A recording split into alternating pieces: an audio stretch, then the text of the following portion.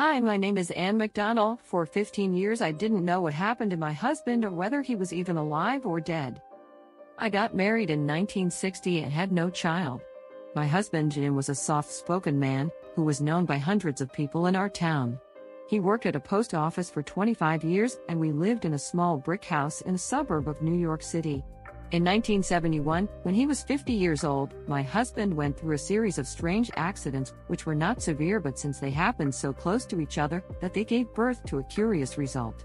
It started with him carrying out the garbage and unfortunately slipping on the steps, which resulted in a head injury and a bruised back.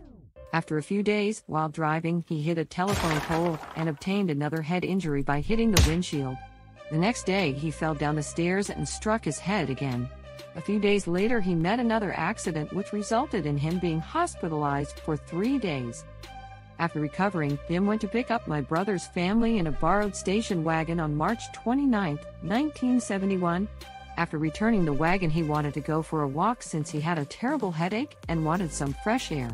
However, he didn't realize that his identification card slipped out of his pocket and landed on the wagon's floor.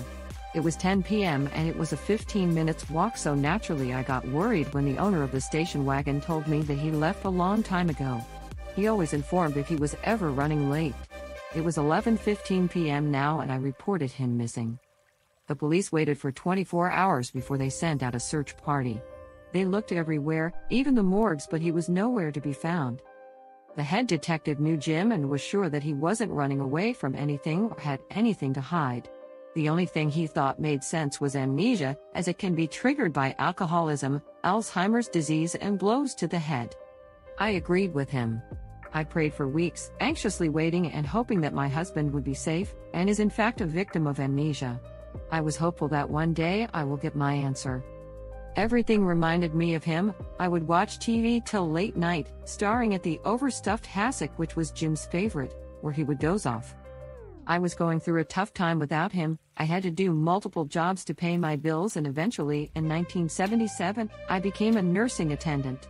I used to keep myself busy, especially around the holidays, but that didn't mean that I lost faith in his return.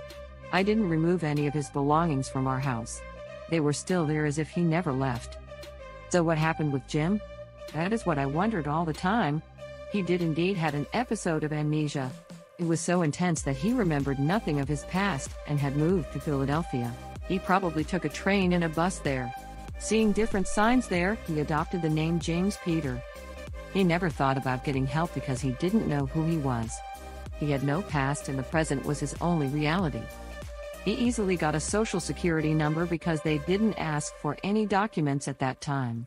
He did several jobs before settling at Pant Luncheonette, where he was appreciated for his good sense of humor and great omelets. Like before, he easily made new friends and he never talked about his past, and his friends never pried. Jim loved kids and would dress up as Santa Claus during Christmas time. He even grew a long white beard to look authentic. For this reason, he was loved by many. One waitress, Bernadine, adopted him as her father, and after this, every year, Jim would spend Christmas with her family. A month before 1985 Christmas, Bernadine was concerned that Jim has grown very quiet. He was often engulfed in his thoughts. He later made a remark at Thanksgiving when he saw an ad of a postman. That is one job I wouldn't want. I think I was one. Really? Where? I don't know. Jim has been spending Christmas with their family for so long. He would, however, always arrive late, since before getting there, he would wish all his friends. So when he was late for the Christmas of 1875, Bernadine and her husband waited for him, but he never showed up. He had again slipped on December 22nd and fallen, hurting his head. The next day, he fell again at work, striking his head. He had a concussion but finally remembered who he was. He was elated but confused. He kept thinking about me. He wondered whether I had married or was even alive. I, on the other hand, had just gotten back home from a Christmas mass, where we lit candles for Jim. It was snowing, so I left the dinner party at my sister's house early to make it back in time. Suddenly the doorbell rang. I wondered who it was. I slowly opened the door and saw a man with a white beard. I immediately knew who it was and couldn't speak. Jim looked at me lovingly.